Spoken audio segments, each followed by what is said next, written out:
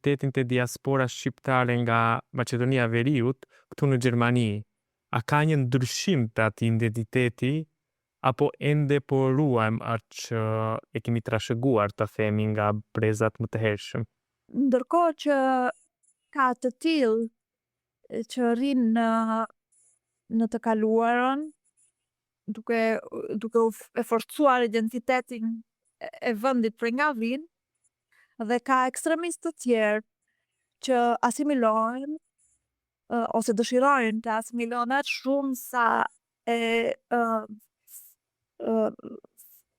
refuzojnë prej ardhjen e tyre, ndërkohë që dëshira dhe qëllimi i shumicës është që të gjejë një balancim. Po balancimi do të thotë luftë, se janë shumë kontrere të dy kulturat edhe nuk del i pëlqyeshëm as njëra as tjetra. Dhe ti qëndesh aty në mes dhe thua, okay, cili jam unë? Ose cila jam unë?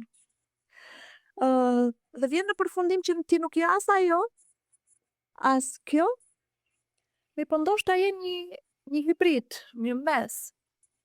Dhe në momentin që e akcepton që të qenit hibrid nuk është asgjë problematike, është një formë e re, të cilën në këtë botë përjetojnë shumë njerëz, dhe me globalizimin, me futjen e internetit akoma më shumë njerëz, dhe duhet mësohemi me këtë, sepse mençuri është ti pranosh situatat ashtu siç janë, dhe për momentin ne qëndremi në një situatë të tillë që jemi diku vërtet në mes.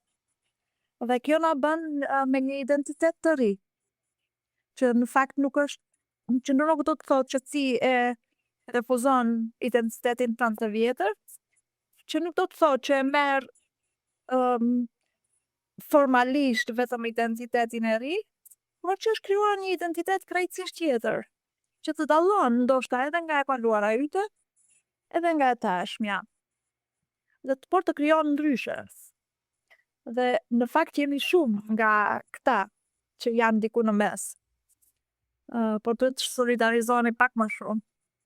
Ai dhënë njëri tjetrit sulmen se ti ke shumë pak nga identiteti përparshëm apo ke marrë shumë nga ky identiteti i ri, por kemi krijuar një identitet komplet të tretë, që është për mua okay.